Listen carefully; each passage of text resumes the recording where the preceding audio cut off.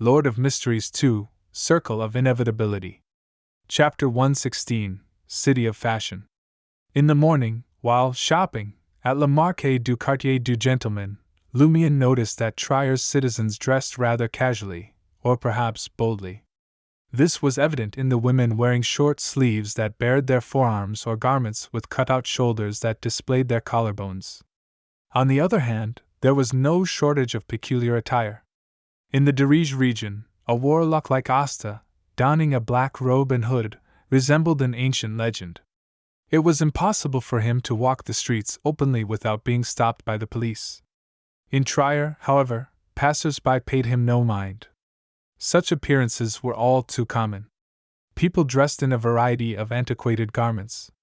Asta Trull was undoubtedly more cautious. Periodically, he would glance over his shoulder to spot anyone suspicious, but Lumion maintained such a great distance that neither of them were within the other's line of sight. Lumion trailed Asta from one street to the next, following the faint scent of the inferior cologne. As gas lamps illuminated the surroundings, Asta turned into a street sheltered by glass domes and steel frames. This place was brightly lit and lined with upscale shops. Smooth marble paved the ground, and the area bustled with pedestrians, a stark contrast to the ramshackle alleys of Marché du Quartier du Gentleman. "This is the Arcade Aurora mentioned?" Lumion observed Asta pausing in front of a store to admire the window display. He too slowed down, scanning the area. He quickly spotted people engaging in unusual behavior. Dressed in formal attire, both men and women walked turtles of varying sizes. The turtles inched forward, and their owners, holding a rope, trailed leisurely behind. Upon seeing a man dressed in a black formal suit and silk top hat walking a turtle, Lumion couldn't help but inquire, "My friend, what are you doing?" The man turned his head, revealing a powdered face. He responded with a smile, "Foreigner, I'm simply taking a stroll, walking my turtle." "Why a turtle?" Lumion didn't conceal his puzzlement. The impeccably groomed gentleman appeared pleased to share his fashion philosophy.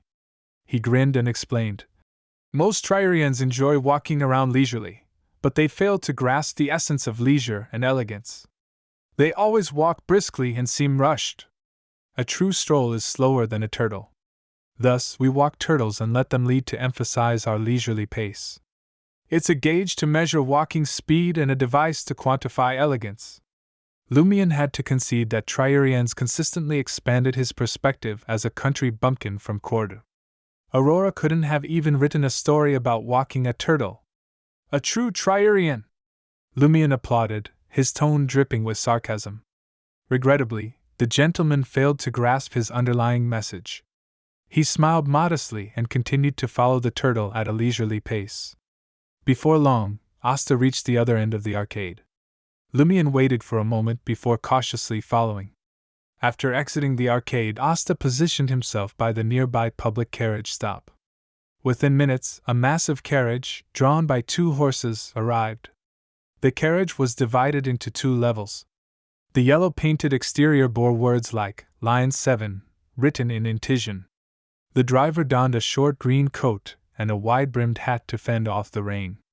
As the carriage came to a stop, a conductor sporting a small hat, striped shirt, and unattractive pants appeared at the open door, scrutinizing each passenger boarding the carriage as if they were criminals. Asta was the 3rd person to climb aboard. He chose a window seat, observing the passers-by and the men and women taking their seats. Lumion watched from a distance without approaching. It was only when the Line 7 carriage had pulled away that he quickened his pace, practically jogging to catch up. Given the relatively slow speed of public transportation and the rule of stopping at every station, Lumion wasn't concerned about being left behind. As he ran, some pedestrians eyed him curiously, while a few even jogged alongside, seemingly believing this to be the latest trend. "Is there something wrong with your brains?" Lumion didn't know whether to laugh or cry. After 3 stops, he saw Asta Trull disembark from the public carriage. This area was already part of Le Marché du Quartier du Gentleman. Asta crossed 2 streets and turned onto Rue de Blouses Blanches, which Charlie had mentioned. He entered an old beige apartment building numbered 20. Lumion halted in front of a street-side newspaper stand, picked up a paper, and casually flipped through it. Simultaneously, he observed the entrance to the apartment building from the corner of his eye. "It's 11 kopecks for one," the newsstand owner reminded Lumion when he noticed that he was only reading and not buying. Lumion was holding a copy of Le Petit Triarien, and without minding, he took out 2 5-kopek and 1 1-kopek coins and tossed them onto the other newspapers.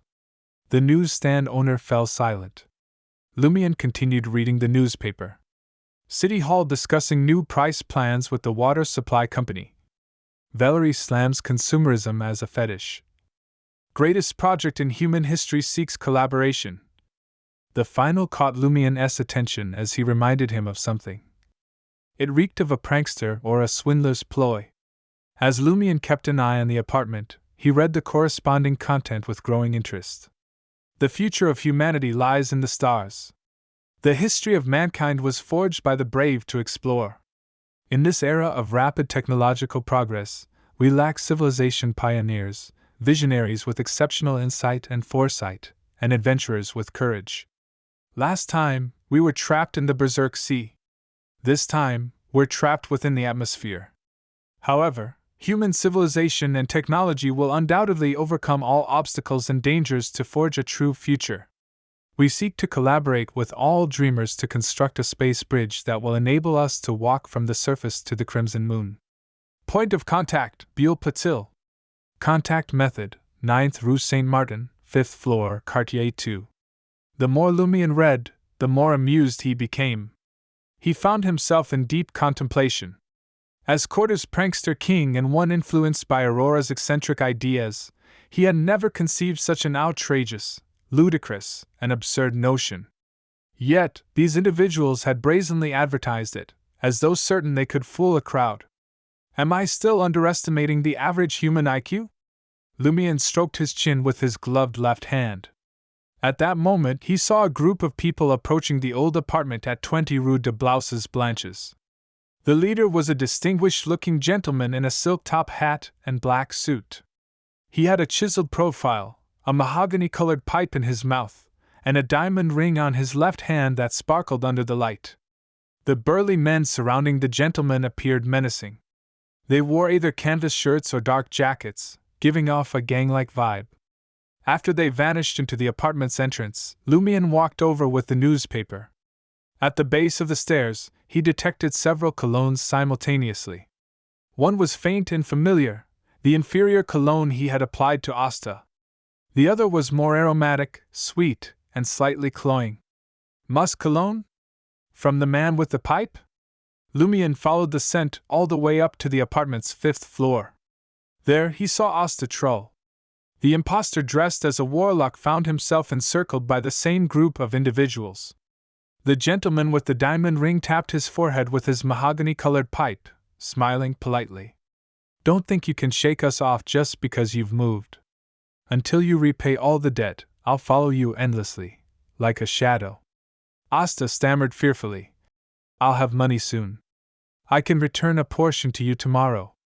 Very good. The gentleman nodded with a smile. He then turned the pipe and jabbed Asta's face with the still smoldering end. Asta recoiled in pain but dared not make a sound. The gentleman withdrew his pipe and said gently yet firmly, "This is a little interest. If you don't pay me back tomorrow, I'll take one of your fingers." With that, he placed his hand on his chest and bowed politely. "See you tomorrow, my friend." At the staircase, Lumion pursed his lips and muttered to himself, "Are people and dogs learning from Gehrman now?" As Furs Walls, the adventurer series gained popularity, Gehrman's sparrow impersonators cropped up across the northern and southern continents. Phrases like, "This is basic courtesy," and "a bestowment or a curse," spread far and wide. As the group approached, Lumion lowered his head and stepped aside, acting like an ordinary tenant encountering gangsters. Chaotic footsteps echoed as they descended floor by floor, soon giving way to silence. Lumion glanced in Asta Troll's direction, noting that he had already retreated to his room and closed the wooden door. After some contemplation, Lumion flexed his gloved left hand and adjusted his hat. He walked out of the staircase and approached Asta's door. Bang! Bang! Bang! He raised his hand and knocked on the door. After a moment, Asta opened the door, his face a mix of shock and fear. He stammered shakily, "I really can't get that money until tomorrow." Before he could finish, Lumien's figure came sharply into focus in his eyes. Lumien spread his arms and asked with a beaming smile, "Surprised?" You. Asta backed away as if he'd seen a ghost. Lumien followed him into the room and smiled at Asta Trull.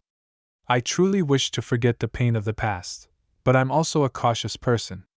I'm afraid of being swindled and worse, being mocked as a fool.